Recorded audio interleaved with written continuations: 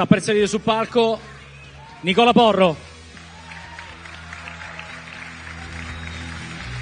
ed Elon Musk.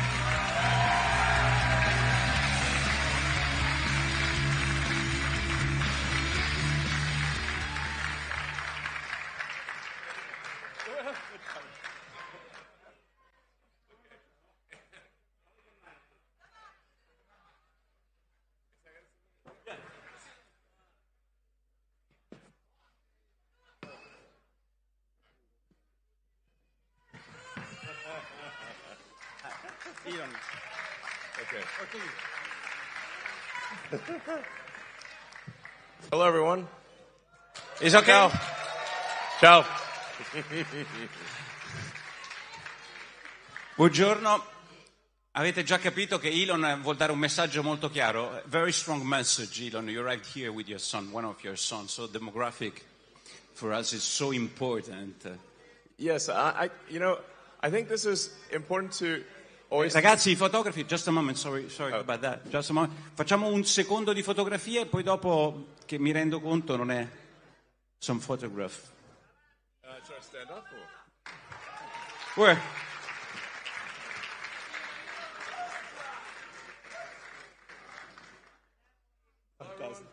Fantastico. Great. Do you want to go back there? Go back there? Va bene. You want to...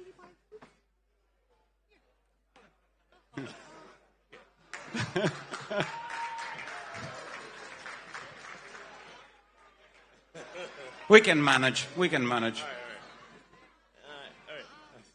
right. I'll see you soon. All right. Great. Well, hey guys.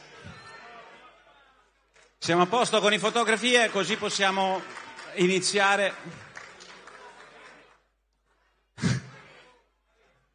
All right. We are really excited because 12 hours. How long is the trip from Austin to here? Wait. I think it's about 8 or 9 hours. Okay. So you're fresh like in the first morning. Yeah, exactly. So first question is about demography, and I spoke with you in the past about that, and I think it's very important for you, and you pointed on that a lot of your discussion and your purpose. Is it? Yeah, I think I really want to emphasize that it's important to have children and to create the new generation. And as simple as it sounds, if people do not have children, there is no new generation. So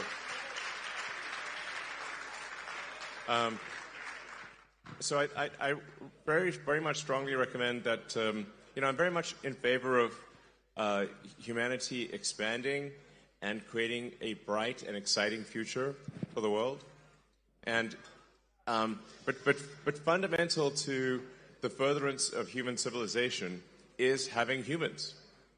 As simple and basic as that sounds, every year I look at the birth rates, and I'm like, it's kind of a bit depressing because birth rates seem to decline every year, and I think that perhaps my biggest advice to leaders, to government leaders, and to the people in general would be to make sure to have children to create the new generation.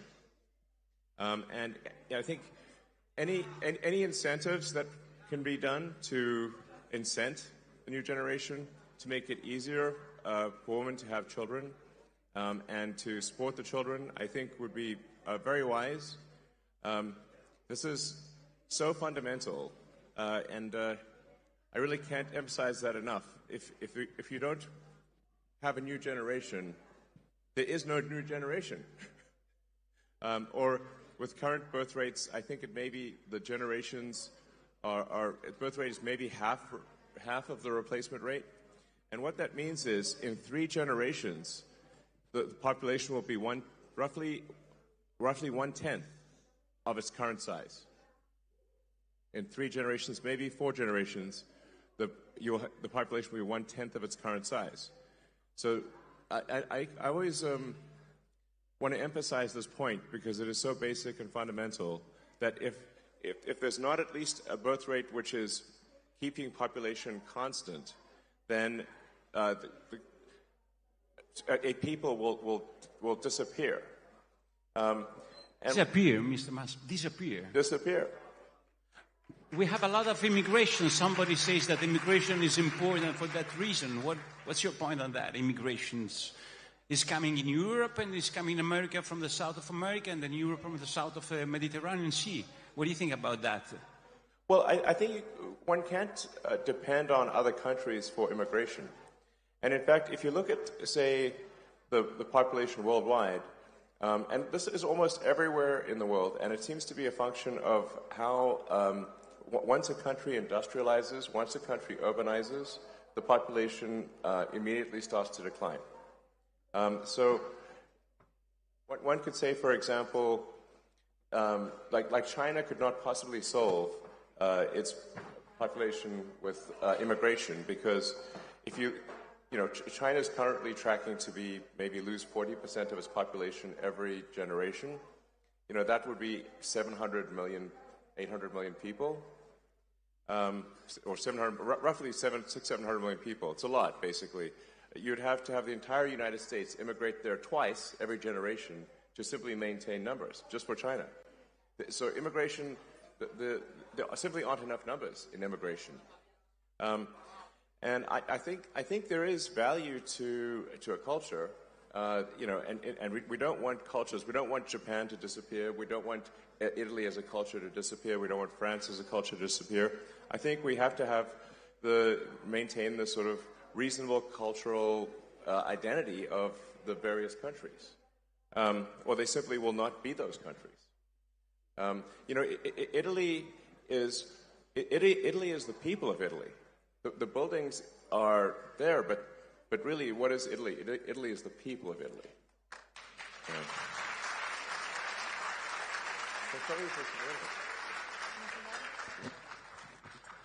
So, I mean, I just think it's and I speak as someone who is very much an environmentalist, and I believe in building a sustainable future for the world. I think that there are very few people who as an individual, who've done more than I have to help the environment with electric cars and solar and batteries to create a sustainable energy future, because we absolutely need a sustainable energy future. But there is an aspect of the environmental movement that I think has gone too far. Really? Said from you? Yes. So, said from me, you know, I think I am objectively one of the world's leading environmentalists in terms of doing things. I would say so. Like, I'm an environmentalist who does things. I'm of action, not talk. I act. So I feel I can say, as an environmentalist, that the environmentalist movement has gone too far, and in that, if you, in the natural extension of the environmentalist movement, if you go too far, you start to look at humanity as a bad thing. You start to look at humanity as though we are a plague on the surface of the earth, as though humanity is a bad thing. And in fact, there are some people who think and say explicitly that. In fact, there was on the front page of the New York Times, there was a guy who said, there are 8 billion people on Earth, it would be better if there were none. Which is crazy. Definitely. So you told me once a joke about the cows and the problem with the cows. You remember that? Oh, yeah, don't worry about the cows. The cows are fine. Cows are not going to destroy the environment. Cows are fine. Yeah. Yes. You know, we have a lot of laws, European laws against all the people who work with them. You know, it's a big issue for us because it seems a green issue, but it's a very industrial issue for us.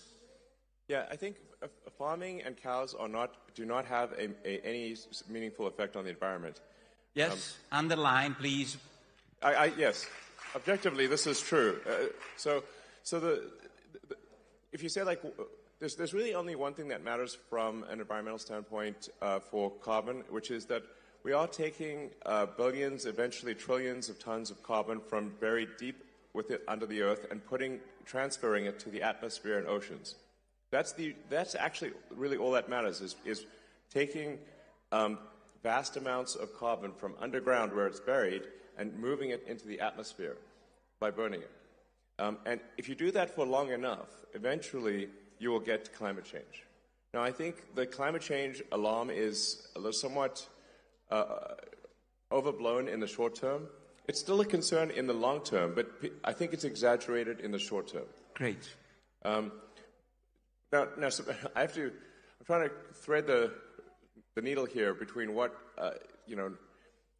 what is pragmatic and what is sensible, what really matters and what doesn't matter. What really matters is that over the long term, over the course of the next several decades, that we gradually reduce how many millions and billions of tons of carbon that we move from underground and to the atmosphere, because we're running sort of a climate experiment that is dangerous. But I also don't think that I think of it as a fundamental civilizational risk. It's not going to destroy life on Earth. It's not going to destroy humanity, but it will create hardship if you change the climate over many decades. So right. I think my message is I think much more pragmatic and I think correct and sensible. And I don't think we should demonize oil and gas. I think we should say, look, that is obviously necessary in the short term. And the medium term too, and it'll take several decades to become sustainable. So I think if we just, without getting too worried about it, seek to have a sustainable energy future gradually, then that's what will happen.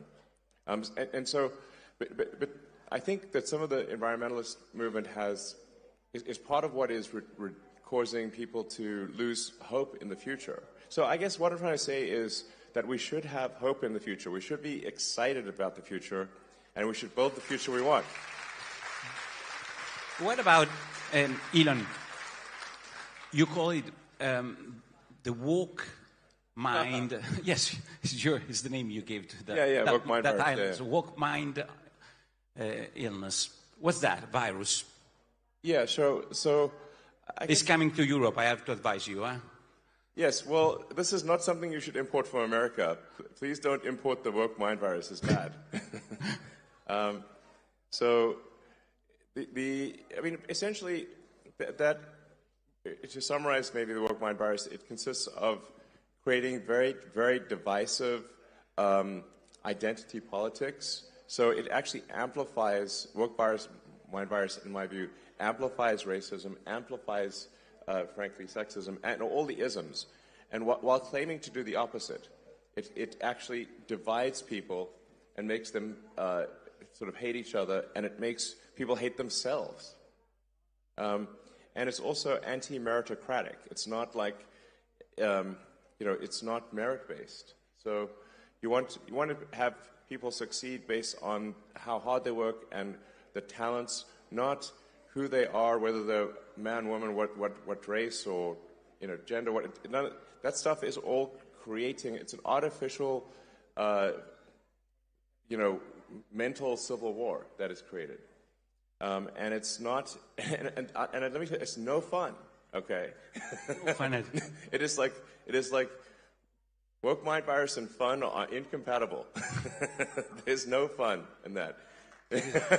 No joy. Woke mind virus is all about condemning people instead of celebrating people. Like when in the woke, it just doesn't celebrate. It's all about condemning and being divisive and being I think it's just evil, frankly. Really? Yeah. Yeah, it's bad. So bad. Yeah. But you get a lot of problems saying so on your social in X, or have this point of view. You were a good friend of Obama administration, and now they don't really like you so much for this kind of speech you do in public, or not? I don't know. I'm very pro-human. I'm very pro-civilization. I'm in favor of humanity and our collective consciousness expanding on Earth and going beyond Earth, being a multi-planet species, a spacefaring civilization, and being out there among the stars and finding out the nature of the universe. Like all the things that, that seems like to me an exciting thing, something you can get really excited about. Is you can get excited. Like we want to have ideas that make you look forward to waking up in the morning, look forward to the day, look forward to the future. And, so you have to say, what excites you about the future? What moves your heart about the future? What makes you say, like, yes, I'm glad about what will happen in the future? That's what we must, focus on. And that's why we have to have a new generation. We've got to build and we've got to grow. And like I said, we understand this, understand the nature of this beautiful universe that we find ourselves in, and the meaning of life, or even what questions to ask about, the meaning of life. Let us explore this wondrous creation and have a good time doing it. Yeah. That's my philosophy. Let me go back for a little, because I want to ask you about your perception of Europe as a building, not as people. Because Europe do a lot of laws, want a lot of integration of cultures, different cultures, and has different approach to the immigration. We heard Meloni did a lot on that with Premier Rama, I see, in the first line of Albania. What do you think about this approach of Europe, approach as building, I would say, as an established building? Well, I should say, like, to be clear, on immigration overall, I'm very much in favor of legal immigration. I think that generally, I think one should welcome to a country anyone who is willing to work hard and is honest, has high integrity, and will add to any given country. If somebody is an asset to the country, why not have them join? That's obviously a great thing to do. So I think it's good actually to have an increase in legal immigration, and a simple legal with paper with just some approval process. Sure. But with the simple requirement that, look, if somebody is going to add to a country, like just really hardworking and high integrity, let them in. I think that's great. But if it's illegal immigration and there's no filter, well, how do you know who's coming in? You don't know. So you have to have some, basis for saying somebody should come in or not come in. And my argument is, like, it should be a very simple basis. Will they add to the country? Will they be a productive part of the economy? And do they admire the culture? Do they want to join because of the culture? Then that's great. But if there's no process for that, then you don't know. I think at least some number of the people that come in will not be necessarily. And I want to be careful because my words will be misconstrued. Yeah. I'm not saying all illegal immigrants are bad. I think perhaps most of them are good. But there will be some, if there's no process for reviewing, not at all, then how can you say that everyone who is an illegal immigrant is going to be honest and hardworking? You can't say that because you simply don't know. So I want to be clear, top line, pro-immigration, but let's increase legal immigration, but we should stop illegal immigration. I think this is just logical. You have a lot of companies. So that's right. You can drink because I want to do the list of the companies. Yeah. You have 5-7 minutes to do that. I mean, I'm joking with SpaceX, Neuralink. So many X's. All the X's. Guess what my favorite letter is? Okay. X, I guess. It's a good place to invest Italy, and it's a good place to invest some of, not your money, but some investment from your company, of the American companies, of the, I would say, competitive companies in this place. What's your opinion? No, I think Italy is an incredible country, incredible culture. I love visiting. I love the Italian people. I think you guys are amazing. It's like, so, Italia. So, so I want, you know, personally, I want the prosperity of Italy, and I want the prosperity of every country. I want the prosperity of humanity as a whole, and like I said, I want us to have an exciting future where we're fired up about what's going to happen and really excited. So, you know, and I think, you know, Italy is a great place to invest. It's a great, you know, great country. But I do want to emphasize that I do worry about the low birth rate. And you know, if a company is to invest in Italy, they're like, well, you have to say, like, will there be enough people to work there? You know, it's a simple question. You know, if the workforce is declining, then then who will work at the company? It's simple. If there's no people, there's no people to work. Yeah, but I mean, in 50 years, 60... No, I think it's even sooner than that, though. You know, You're so worried about that. Is the problem? I feel like a total Cassandra here, because like I seem to be worried about it much more than other people.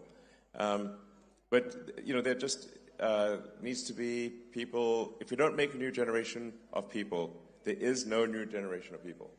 So that's it. I know I'm being, you know, I'm being repetitive here, but I'm just trying to state facts, you know. So, and yeah, so it's a good place to invest. I agree. It's a good place to invest, and a wonderful country. So.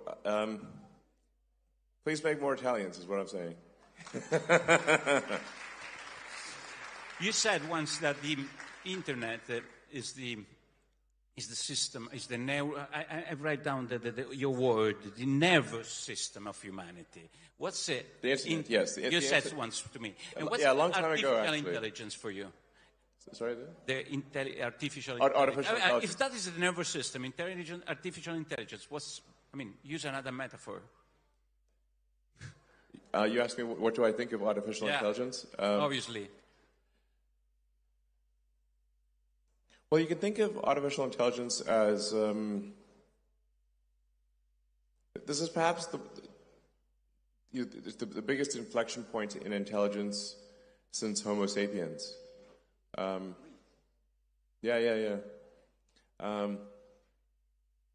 Artificial intelligence will be essentially a sort of a new species, or is a new species. So I think one of the biggest challenges, if I look at, say, civilizational risk, you know, the risk to the future of humanity, you know, birth rate is one of them. If we just don't have kids and dwindle away, that's one which I've talked a lot about. The other is, you know, there's always like potentially nuclear war, of course, that kind of thing. Then AI is also an existential risk, and we need to be, I think we need to be careful with the advent of AI. But it is very much, very much a double-edged sword. You can think of AI as kind of like the magic genie, you know, that like digital superintelligence will be capable of doing anything. Anything. Pretty much anything. But he doesn't have any consciousness. I'm wondering about that. I mean, there is a whole question of like, what is consciousness? In fact, so here's like, I've thought a lot about what is consciousness and where does consciousness arise. You know, to say like, because I think in terms of physics, you know, and at least if physics is true, then we go from a start of the universe where things are almost entirely hydrogen, and then if you leave the hydrogen out long enough, eventually it coalesces into stars, and then those stars explode, and then they recondense. You know, and like most of the mass in your body was once at the center of a star, which is kind of wild, billions of years ago. And so where along the lines of hydrogen to human does consciousness arise? You get very serious when you speak about that, huh? Yeah, no, it's a real question. If you leave hydrogen out in the sun long enough, it starts talking to itself. Here we are, hydrogen talking to itself. How to deal with that? So, if it is so important, how to deal? I mean,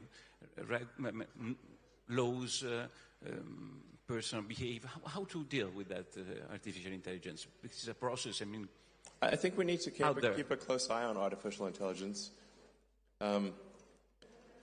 I mean, I am in favor of some regulatory insight, just so that someone can at least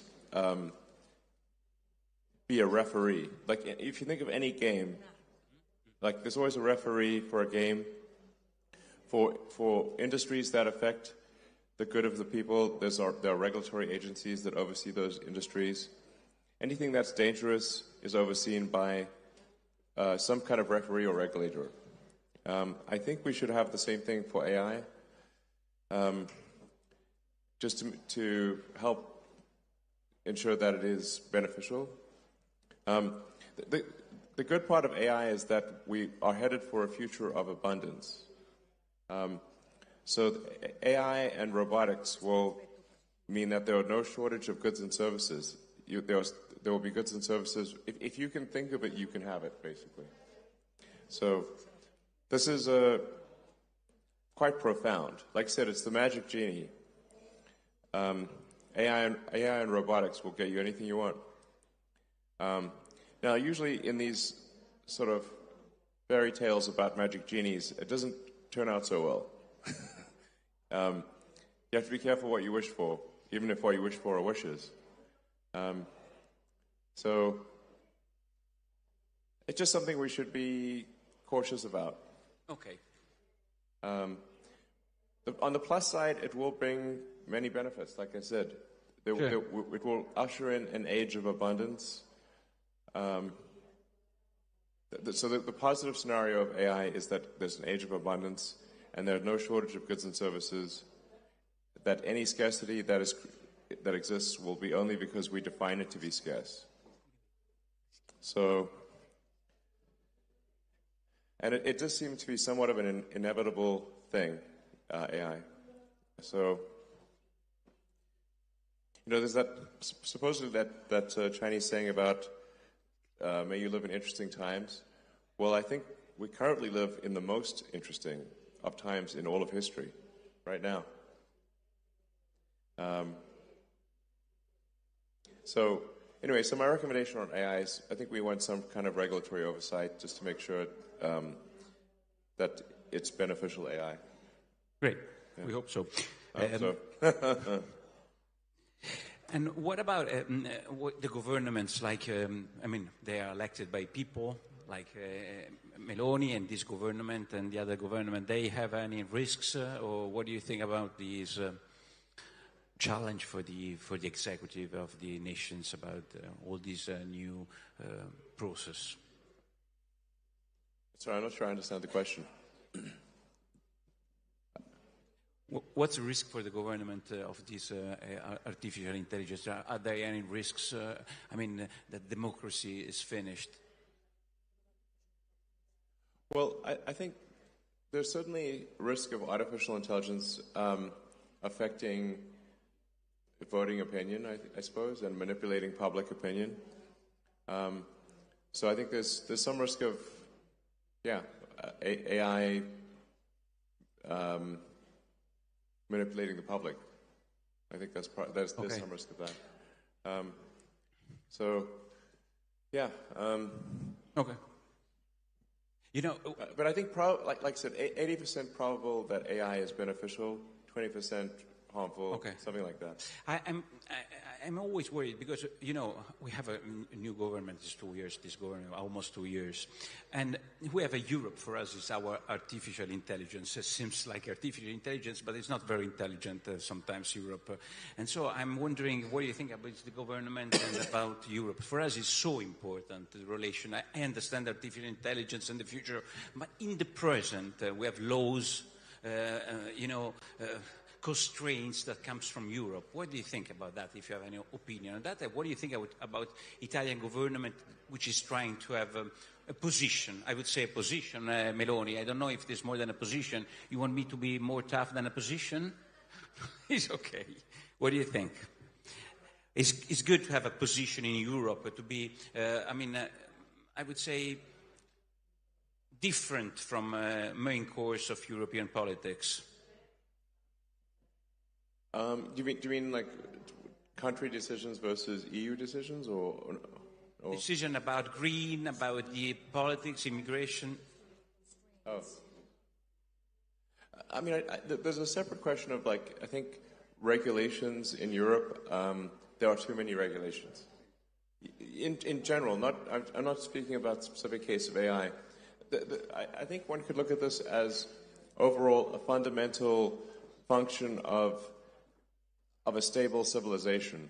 The longer that any given civilization is stable and does not have a big war, the more rules and regulations will accumulate over time. So rules, regulations, laws, they are immortal. They never die. But people die. So if every year more and more rules, regulations, and laws are added, you will eventually make everything illegal. And you can think of it sort of like Gulliver's Travels, where Gulliver, if the nation is Gulliver, is being tied down by one little regulatory string at a time. And eventually you have millions of strings, and then the giant can't move. And so I think there needs to be something where we delete rules, regulations, and laws, because if all we do is add them, eventually we will be able to do nothing. Okay. Shall I do some question about your companies? Because here there are all the young people, not only the young people from important Italian party, and most of them use the social network. They use X, and I saw in the past days that the CEO of Disney said, "I don't want to invest any advertising on X," and he's investing, for example, in the Meta, in the Instagram, and he said there are problems of, I don't know which kind of problem they find on X. In comparison. I want child exploitation on what Instagram. Kind of, what's going on? Why an important investor like Disney said something so tough on X? What's going on there? Well, I think first of all, I think X will be fine. And we are actually already seeing advertisers return to X. So I guess they were, I don't know, upset with something I said or something, I don't know. But they, advertisers, I think, the brand advertisers are a little, they're always worried about their brand. And, maybe a bit more than they should be. But I think it's a short-term issue. Like I said, the advertisers, they sometimes get upset, but then they usually calm down and they return to advertising.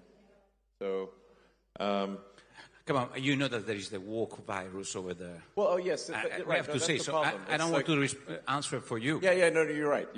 If we're going to fight the woke mind virus, then the woke mind virus will fight back.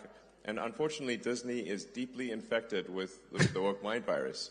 In fact, if you ask an AI what is the most woke company on earth, it's Disney. Really?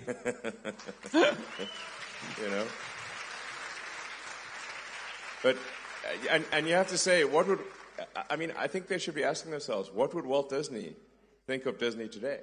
I think he's turning in his grave. I think he's not happy. Sure. If the namesake of the company is not happy, that's probably a bad sign, Because Walt Disney, what did he care about? He cared about bringing joy to people's lives. He making wonderful things that children and families could enjoy. He created some of the coolest, art in the world, and stuff that even 100 years after it's created, we still remember it. And it's still a major thing. But you have to say, how great was Walt Disney? He was amazing. But now, Disney, at least for now, is deeply infected with the woke mind virus. I think that will change over time. Yeah, I hope so. You're right that the European Commission, they're not investing on X. You know that. Maybe they're a little. They got the woke mind virus too.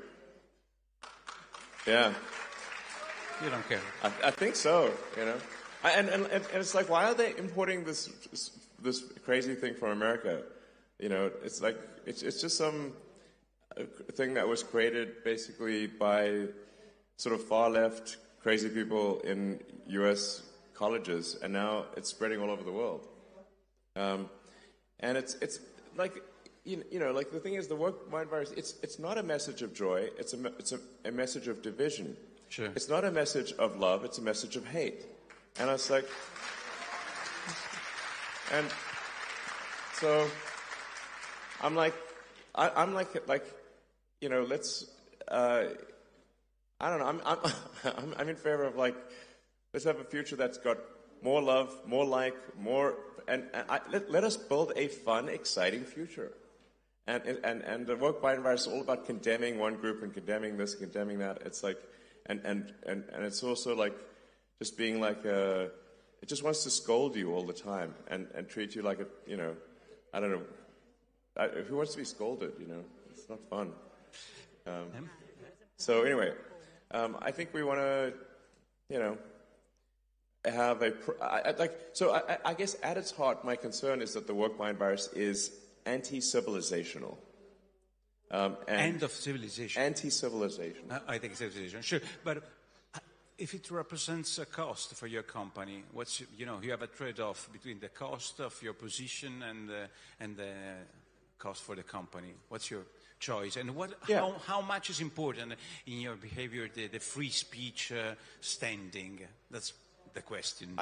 I do think free speech is incredibly important, because if people cannot speak their minds, and then we won't have a democracy. Democracy is the foundation of democracy is freedom of speech. So. But also saying something.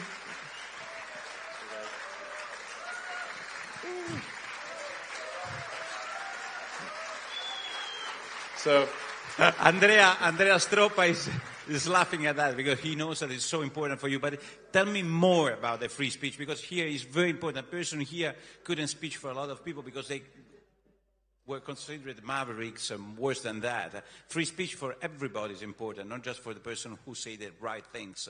It's correct. Exactly. No, exactly. Free speech means that free speech is only relevant. Free speech is only meaningful if you allow people you don't like to say things you don't like. So that's how you know it's working. You know, that's how you know it's working. Because once you start to censor people you don't like saying things you don't like, it's only a matter of time before that censorship turns on you. Eventually, you know, live by the sword, die by the sword. Live by censorship, die by censorship. Giovanni, ho ancora 5 minuti? Come funziona? No. 2 minuti. Vabbè, allora abbiamo 2 minuti. Ragazzi, qua che cosa? Tutti fategli un applauso a Elon. Dai, facciamogli altri paio di minuti,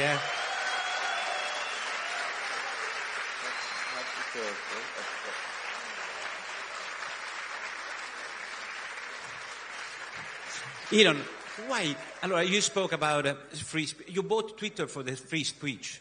2 minuti, dai, 2 minuti, just for the free speech, not for the business inside. You bought yeah. Well, I mean, here's the thing. So, you know, I think you have to say, like, if civilization is not strong, if civilization doesn't grow, then nothing else matters. You know, profits don't matter if civilization collapses.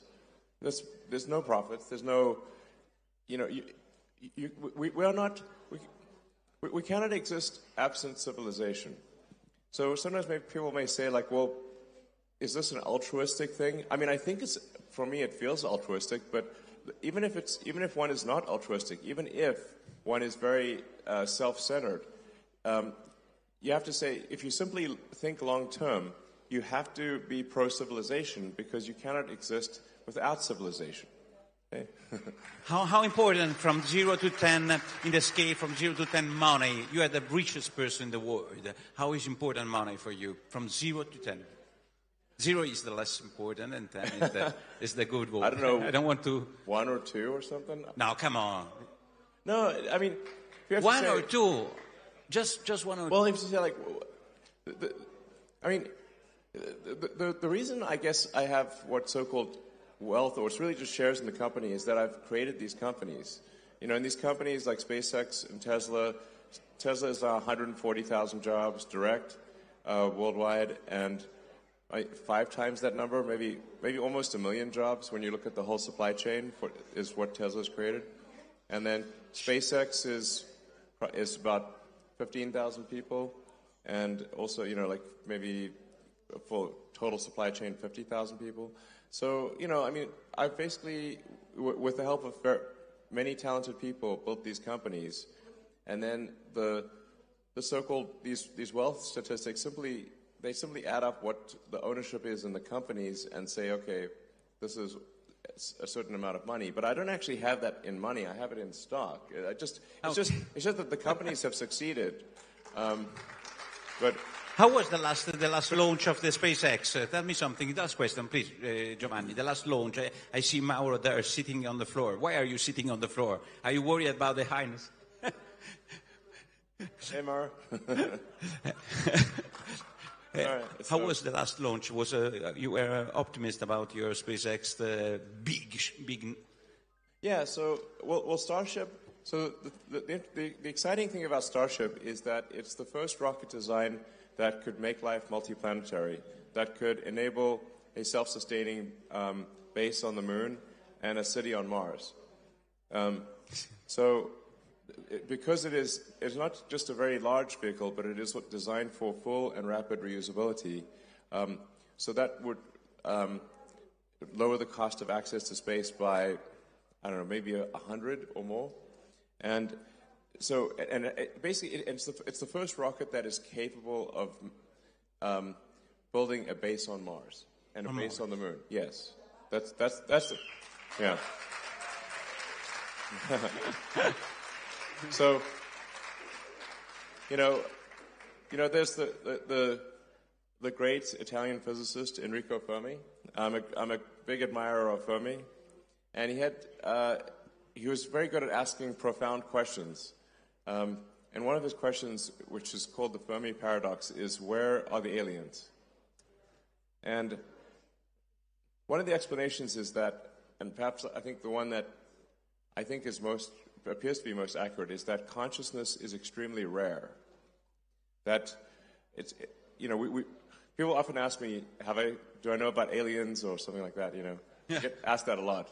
And the crazy thing is that I've seen no evidence of aliens whatsoever. This means that I think most likely, at least in this part of the galaxy, we are the only consciousness that exists. And so you can think of human consciousness really as like a tiny candle in a vast darkness. And we must do everything we can to ensure that the candle does not go out. Yes. Great. We can finish with that. Elon. Yeah. Okay? We can finish with this. Oh, and so it's worth reading about the Fermi paradox, and because people have thought very hard about this, because one of the things is like, well, maybe there are these great filters, and these civilizations don't pass these filters. One of the filters is, do we become a multi-planet species or not? If we do not become a multi-planet species, then eventually, at some point, something will happen to the planet. Either it will be man-made, or it will be something natural, like a meteor, like whatever killed the dinosaurs, for example. So, and then eventually the sun will actually expand and will destroy all life on Earth. So if one cares about life on Earth at all, we should care about becoming a multi-planet species and eventually going out there and becoming a multi-stellar species and having many star systems. You know, we want the exciting parts of science fiction to not be fiction forever. We want to make them real. And, yeah. Great. So, Thank you very much, Elon. Give me your glass. Give me your glass. But for you, Elon.